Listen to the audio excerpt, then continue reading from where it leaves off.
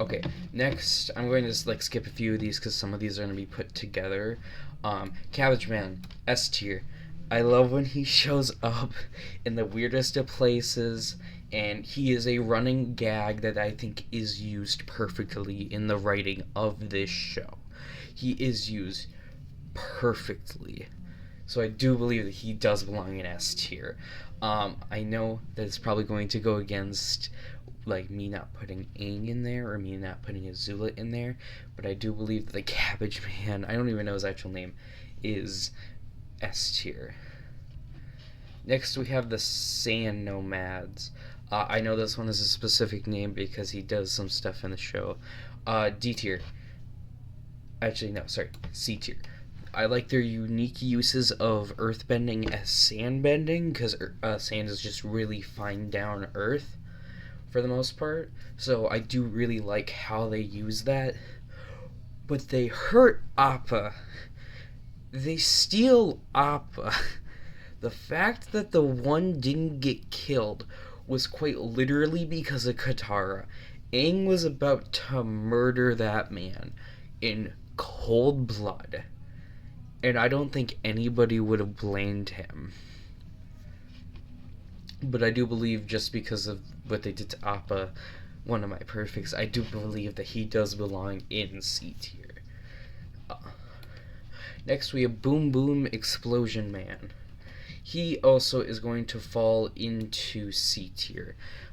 We see him through I think we see him between two episodes, but he is just immediately taken care of with Sokka's boomerang, which is really funny, and I really love that that's how he gets taken out. But he also does nothing. Like, worst he does is scare the gang and make it harder for Zuko to become part of the gang. That's about it. But I do really like his unique firebending, combustion bending, whatever you want to call it. I do really like his unique way of doing it. Next is going to be Sokka and Katara's dad.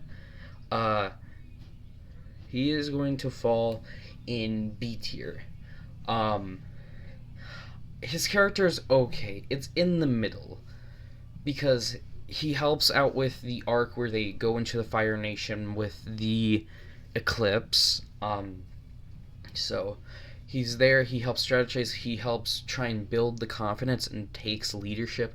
When Sokka starts to stutter and fail, he does take leadership and he does take charge, which for his character does make sense.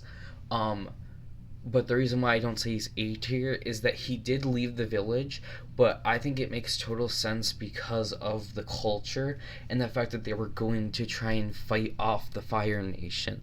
So I do think he had a reason for leaving, even though maybe he shouldn't have necessarily. He did the right thing. Next is going to be the bloodbender that Katara learns bloodbending from.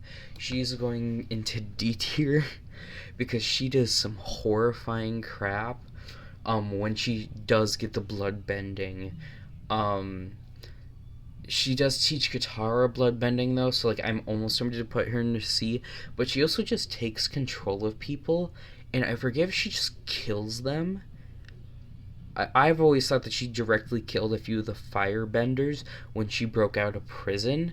I always took that as she killed them to get out, but then she takes captive of I forget how many people it is during the moonlight. So she is not a very good person, but I do really like that she did teach Katara bloodbending, even though I still do feel like maybe it should have taken Katara a little bit more than one night of practice to full on do it later in the series, even without a full moon. Next is going to be Uncle Iroh. He is going to go into S tier. If you have watched the show, I do not think I have to really explain why he is being put into S tier. One, he's basically a therapist. I love tea. And I have tea right next to me right now while I'm both writing and recording this. So I do really like his character. And then he gets very serious though with Zuko at some moments, when he finally does choose to be serious with him. But he's usually just the caring, carefree, and it's not because he had an easy life. He lost his son in a war that was partly his fault. And we see in the Tales of Ba Sing Se episode that he is suffering with that guilt. Well, I wouldn't even say suffering, he still feels it. But he doesn't let that be his whole deciding factor like it does for when Zuko loses his pride. That is the one thing in his life. He loses everything but trying to capture the Avatar to then get his honor back, his honor restored. But he does try, and he again, he's a father figure to Zuko due to his father being a complete a-hole. He is one of the very few S tier characters I'm going to be rating on this. Next, we are going to go with the bounty hunter that Zuko and Uncle Iroh end up getting. I think this is going to fall more into a C tier. She does make one really, really funny joke about Iroh's weight, and Iroh laughs about it. But I feel like C tier is going to be, for the most part, filler characters. So, for example, later on, I will probably put like the Freedom Fighters part of Jet's group inside C tier because I don't remember seeing very much of them or seeing very little except for maybe one episode, but I do not feel like one episode for a whole bunch of characters is enough to learn about them. And if I remember, the bounty hunter, we only ever see her in like 1 or 2 episodes, and she doesn't accomplish a whole lot. The same thing with Kabunsha Man. It's more of a plot point, if anything, but they also don't do anything. So I have always felt that they do deserve a little bit more, maybe a little more stretched out. Next, we're going to talk about King Boomy. He is also going to fall into S tier. He is basically a man-child, and it is the funniest trope I've ever seen taken on man-child. And he fits it perfectly, but then he's also very serious at a certain point with Aang. But when he gets his kingdom taken over, he's fighting with just his head inside of a box, and he's laughing, and he's just living his life. And he's 100 and something, I'm pretty sure, if I remember correctly. He's a perfect character because he's very serious. Again, he jokes, though, most of the time to try and hide it. So he's one of my favorite characters in this whole thing. Next, we're going to end up with Katara. I do think Katara is S tier. She does have a few faults, like she falls into the stereotype of, oh, strong girl, which there is not anything wrong with that, but that is literally her entire character. Now, it's the same thing for Toph, but Toph had a reason. Katara basically does it just because. She says it's for her mother, but it's really not. Because when she has a moment to get revenge on the person who killed her mother, she gives him freedom, which is a really good thing that she does because he's frail at this point. He doesn't look very good, and she gives forgiveness. But her whole point is still, I'm the strong one. I waterbend real good. And if we go to Legends of Korra, she becomes the very thing that she swore not to be, which was a healer, which is not bad because people can change their minds all the time. Humans do it, animals do it, that's completely fine. But her entire character in this show was just to be Aang's love interest and to be the strong girl. But I think there were way better ways that they could have possibly done that in this show. They could have given her some trait that stopped her from waterbend. When she teaches Aang to waterbend, she gets really mad because he gets it, which I do agree, but he's also the Avatar. Like, there's gonna be something more there. So I understand why he's a bit different. But again, she gets rightfully mad, but possibly beyond a point, and then she doesn't get along with Toph, even though they're both the same personality at that point. Except Katara does get a little bit more caring, but I do not think that she is the perfect character. But she is still a really good character in my eyes. Next, we are actually going to go for Toph. Toph is one of the two of the Aang squad that I consider to be perfect.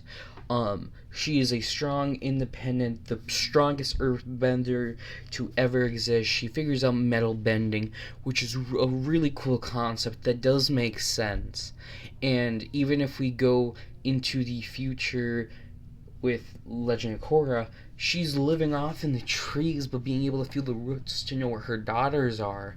And she's still very strong. Like, she's stronger than the Avatar to a good extent. Now, mind you, Korra is poisoned with some metal in her. I think it's magnesium or something. I could be completely off on that. But she is the strongest even now to, I would still say that she's stronger than both of her daughters. Whenever Korra finally gets Avatar fully figured out everything. So I do believe that she's an S character, and her interaction with Iroh is so humbling, and it's so cute, and I love it. Next on the list will be the other S tier of the Aang squad. I think Zuko is a perfectly written character. He starts out as a troubled young teenager, which makes sense because he was physically and mentally scarred and hurt by his father. Then his uncle Iroh, tries and heals that as best as he can, but because Iroh is seen as just a dumb, funny, joking guy, until he realizes Uncle Iroh can fight when they almost get captured, he fights like all hell, and he's a really good fighter.